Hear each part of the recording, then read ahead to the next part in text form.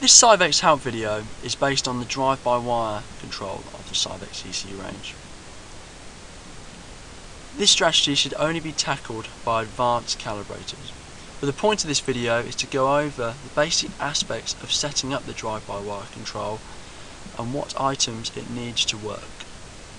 The first thing to do is to set up the pin assignments for the drive-by-wire control. This can be done by an SCAL connecting to the ECU and going down to I/O configuration.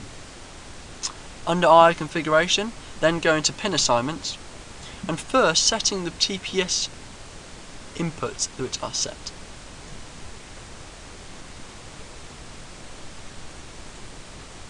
This particular car is a dual drive-by-wire car. It has two throttle bodies that are electric motors. So it has 4 inputs. Now the reason there's 4 is because each throttle body has a backup signal. In the event of one shutting down, the ECU will see the difference between the signals and cause the engine to come to a stop. First thing to do is put the inputs of each 0 to 5 volt signal from the throttle body into the desired input location. So, for example, if you have one throttle body that has a main and sub sensor input, set them on the appropriate TPS position. So, for example, one side would be 1A would be the main, and 1B would be the sub sensor input. On the other side of the engine, you'd have position 2A, which would be the main, and 2B, which would be the sub position input. Once these have been set, then go up to pedal position. The pedal position is normally one pedal, so there'd be 2 sensor positions inputs coming into the ECU. The main is position A, the secondary is position B. Set these to the appropriate input of which you have wired them onto the S8 or S6 connector, and then once this is done, hit the device and program option. The ECU should then come back online. If it doesn't, because of a sensor input option is wrong, or the settings in the sensor area is wrong, it will illustrate down here in the bottom right corner why. The next thing to do now is to go to sensors and go to throttle position and pedal position. The first one we're going to look at is the pedal position sensor. First of all, make sure that the input configuration is set to 5 volts and your default high and low values are set in the range, so if the sensor was to fail, the ECU is made aware of it. Your then default sensor reading is so in the event of the sensor not working or becoming a fault because it goes below the sensor voltage reading or high, it will then read this value. On drive-by-wire cars, it is highly advisable setting this to 0. The filter consent is then how much filtering is applied to the input, and the failure rate is how quickly, if the sensor was to be actually fixed, how quickly the rate of the actual sensor coming back online. Same goes for recovery rate. The linearization is the important part here. Open up this. Along the bottom you have a option to be able to type in the percentage of opening or the percentage of set pedal position based on voltage. So, when your foot is off the pedal, make sure this is set at 0, as illustrated here.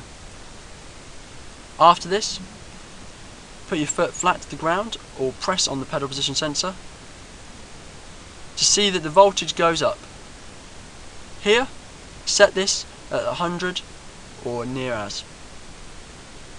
It is wise to make sure that the voltage curve or the sensor setup still increases above the 100% value in the event of differences between cars.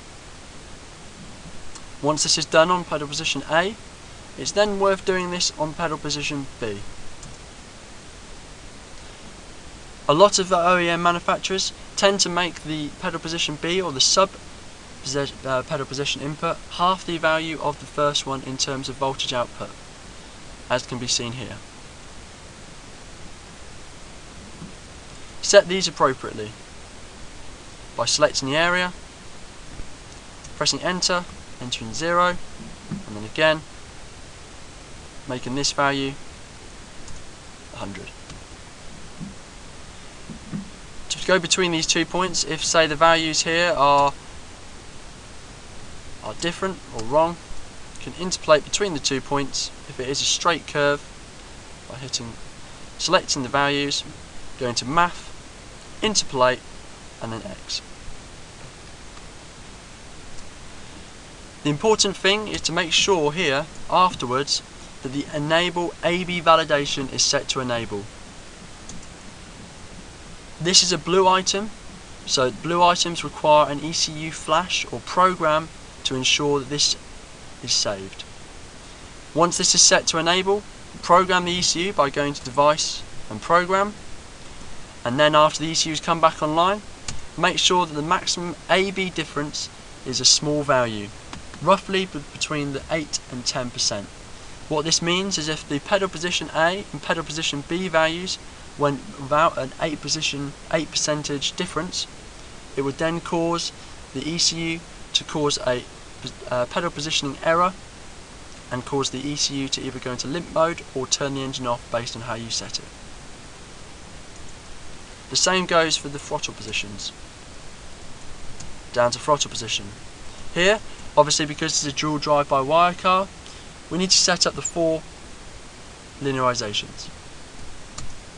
Again, do this as was explained in the PPS.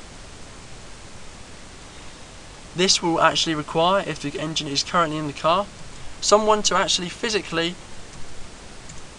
go and actually press the throttle fully closed and fully open.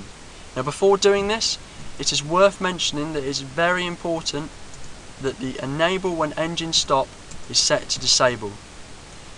If it's not set to disable, then there is a good chance that maybe the drive-by-wire strategy might be outputting some duty to your drive-by-wire motor if it is assigned, and hence why I haven't explained how to assign it as yet.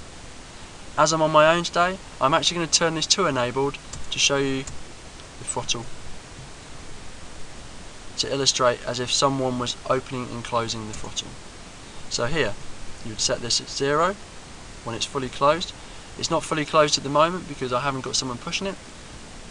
And then when it's 100%, when someone's actually fully opened the throttle, you would put here 100%. Again, interpolate between the 2 values to ensure that it's a straight linearization. On some cars, this linearization is actually not straight. It's found a lot on Toyota cars. Don't ask me why this was done. It's not practical, and we don't advise it. If you do have this, it's probably worth getting one of the guys at Syvecs to set up the throttle for you by sending the motor to them, or choosing another throttle body which is known and works great. After this, the AB validation again needs to make sure that this is turned to enabled. And with this enabled, again it is a blue item, so it requires the car to be programmed in order for the changes to be saved. Then set, again, the maximum AB difference between the 2 throttle inputs coming in on the A and B. Anything below 10 is advisable. Once this is done and all your TPS values as shown here on the right are working correctly and reading the same, we need to head down to the pin assignments, output and drive-by-wire.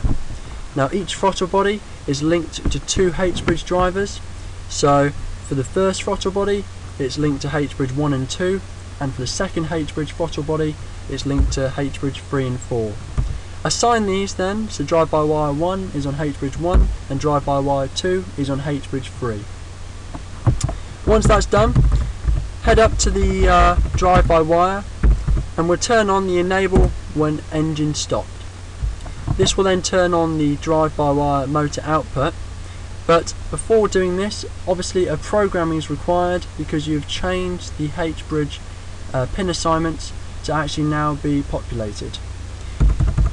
Before that's done, just make sure that the base duty of the positioning control is set as 50 all the way across, so either direction is not being applied any duty. So, quick program. We'll then bring the drive-by-wire online. So what we need to do now is just go over the areas of the positioning control of the drive-by-wire. The first option you've got is the output drive type. This needs to be set at full bridge when using the S8, and when using the S6 it needs to be set as half bridge when using the external drive-by-wire driver. Now you've got the Pwm frequency. If you don't know this, then it's worth speaking to one of the Syvecs tech teams to find out what your throttle body is based on. If you can find this data from an OEM manufacturer, that's great. If not, the 3800 Hz around that manner tends to work for most throttle bodies. The target position breakpoint is for your PPS to TPS relation tables, so set that as you wish. And then you've got your base duty table. Now the first thing that's worth doing is populating a PD table. So to start off with, we're going to set the integral gain and the PD tables as close to 0 as possible, and we're going to put some idle duty just set at 5%. So that's how much it's targeting to get the throttle open. So what we're going to do now is going to set the maximum target in crank to 100%, so that basically we can target up to 100% while it's in crank. It's also worth making sure that the pedal position to throttle position target multiplier is set at 1, and also the limp mode limits are all set as 100 in order to set this up. After this, these will all need to be set at a lower value. Okay, so in a limp event, these will be set to normally around about the 20% throttle opening. The other thing that is worth changing is to ensure that your kick open duty and click close duty are in the right manner, so that when you are driving the duty up, the kick is set so it's positive, and when you're driving it close, it's set as negative. The kick is basically a small kick that is applied to the duty just to stop the throttle ever sticking. So let's go over now roughly how we'd go about setting up the PD and integral table.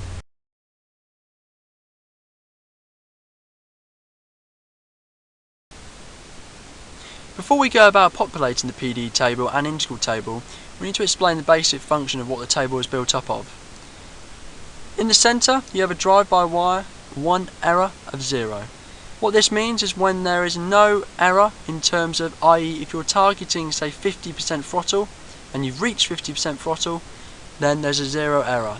If you're, for example, then got a throttle position opening of 0 and you're targeting 50, then your drive-by-wire one error will be minus 50. So, for an example, what we're going to do is in here, we're going to chuck in a gain of 45, and on the when it's want to obviously go the other way, I'm going to put in there minus 45. Now, roughly to get this as a good rough kind of base idea to get most drive-by-wire settings right, I'm going to set in the 2 here, a minus 8. And then the positive of 8 here. We're then going to interpolate between these values by highlighting them all and going math interpolate x, and do the same for the opposite way. And then in the small error here, I'm going to put in here minus 2 and plus 2.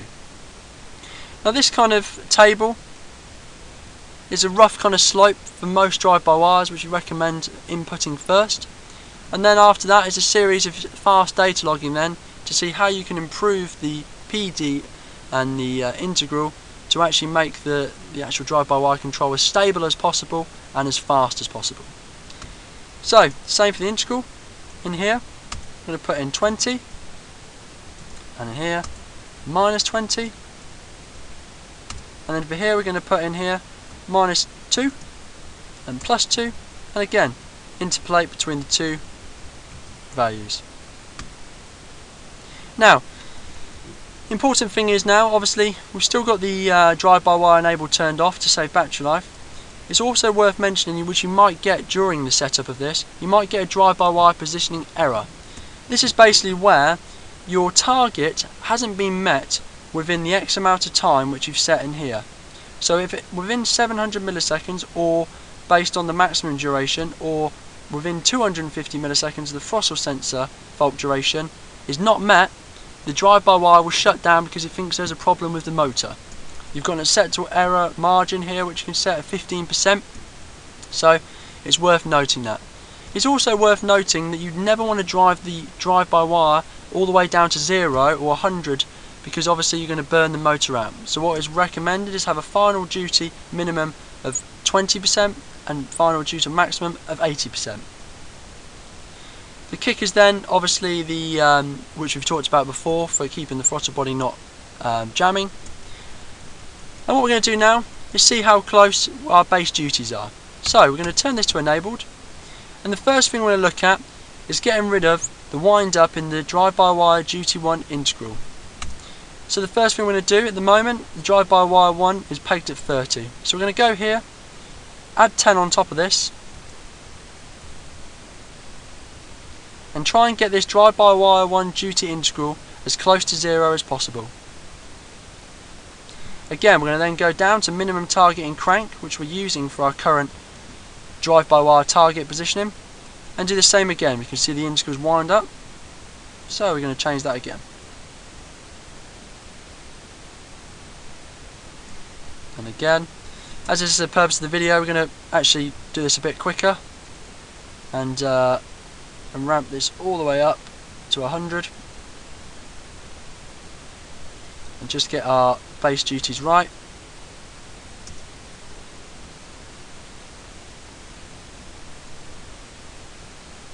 And then for the purpose of this video, we're just going to interpolate this roughly and go over it later.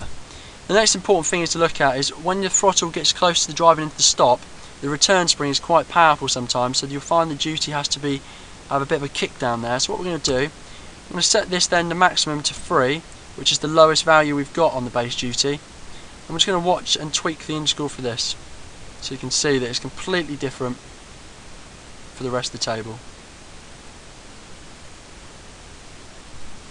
Okay, once we set that, I'm going to put this maximum target, first set the minimum back to 10 and the maximum back to 100. And what we're going to do now is ensure that data logging is working, so we can actually log fast and see exactly how well our PD table is working. So under logging, we first want to make sure that data logging start engine speed is set as 0, start throttle position is set as 0, and start vehicle speed is set as 0, to ensure that your logging active is currently active for when setting up the drive-by-wire. So it's currently logging. We're then going to head over to the logging config program, sconfig, grab the current config by going device get config, and then going to go over what items I suggest you log fast. So we're going to go down to drive-by-wire. I would suggest under position control logging all of the items at 200 Hz, that's 200 times second. Then I would suggest logging the drive-by-wire 1 target, drive-by-1 target DT, and target 2 and DT at 200 as well. Then down to sensors, and under throttle position you want to log the following at 200 as well: TPS 1A, 1B, 2A, 2B, and the TPS 2 DT and DTF, and same for DT1. After you've set those, by selecting them and typing in the value you want, go to device and set config. This will save the config into the ECU for the logging. And you want to delete the existing logging that's on here, so we're going to select yes. Now I'm going to close this down and do a series of step changes on the minimum target in crank to see how well our controller is working for us. So first of all, we're going to put in here 30, 50, and then finally 100. Now we've done this, we're going to open up our logging, pull the log off the ECU from SData, we're going to device read data,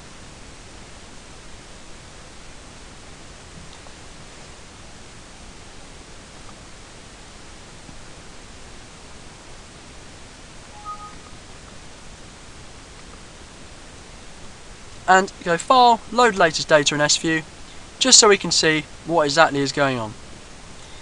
So what I'm going to do is close down everything we're looking here and open up another graph. So your graph add. In the top graph here, we're going to put the drive-by-wire target and duty in there. And on the bottom here, we're going to put our drive-by-wire 1 error, integral and PD. So what we're going to look at here, this is the more important stuff down the bottom here. You can see where the step changes are happening here. What we want to add onto this top graph as well is the throttle position. Just put 1A for this time being. What we're looking at is to see how well the control is actually working for us. So you can see here there is a slight delay for the actual throttle to reach its actual target. Now you are always going to have this because obviously a motor can only move as fast as possible, but it's worth actually seeing how long that current time is. Click at the base of the target, press spacebar and click at the point of the actually when it's met the target, and we've got a time of 80 milliseconds, which is pretty fast, but I think they can be improved on. So what we're going to do, we're going to look at what the actual control error is doing. So you've got a drive-by-wire 1 PD, it's adding 20, and a drive-by-wire error there of 20%. And basically our drive-by-wire 1 duty is driving nearly into the maximum. So to be fair, I'm not sure if we're actually going to get this any better based on the battery voltage which we're currently presented with.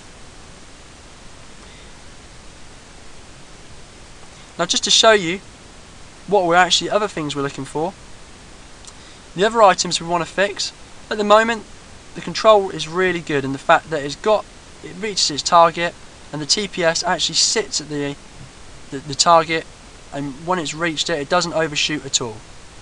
What we want to do now is fix issues like here, where the actual target has been met but it's overshot ever so slightly. So to fix an issue like this, we need to look at the error of where we've got the problem. So we've got a drive-by-wire, click here, I'm going to look at the drive-by-wire 1 error. So we've got an error here of minus of 1.4, and what I want to do here is look how much integral gain and PD has been applied at this point. So, okay. So we need to be a bit more aggressive on the integral and PD with the error of around about 1. So what we're going to do is we're going to go back to SCAL, set this back down to 20, and go up for our step changes again, and come into the -2 value here. So what we're going to do is we're going to make this more aggressive. And the way I would suggest doing this for the time being is actually highlighting this value and basically multiplying it and going up in stages of 20%, so 1.2. Do the same here, math multiply 1.2. And also we're going to look at making this slight error here a bit aggressive by 20%, math multiply this by 1.2, and also here.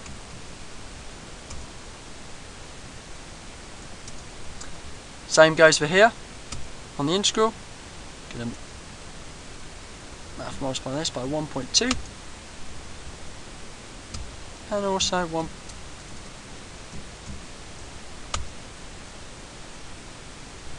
Okay, we're going to do the step changes again. So the minimum target, we've got 20 at the moment, put that to 10.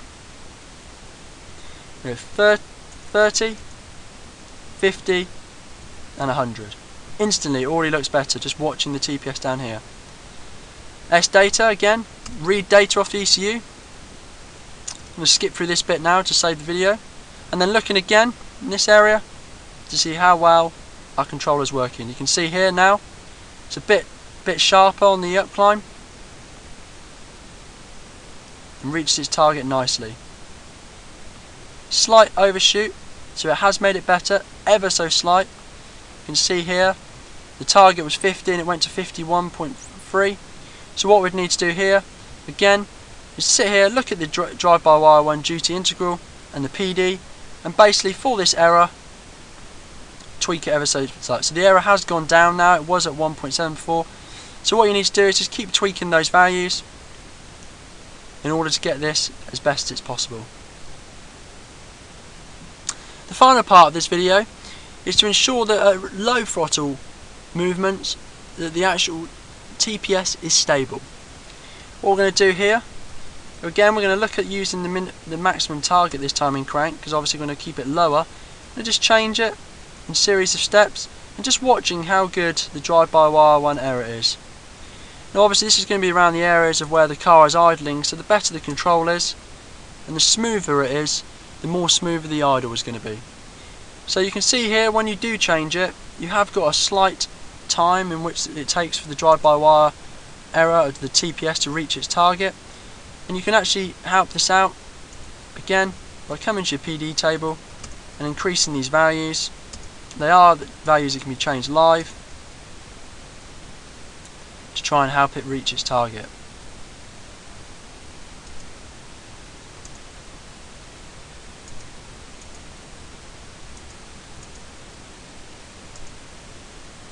Now you can see it's better, but it does overshoot its target now and undershoot.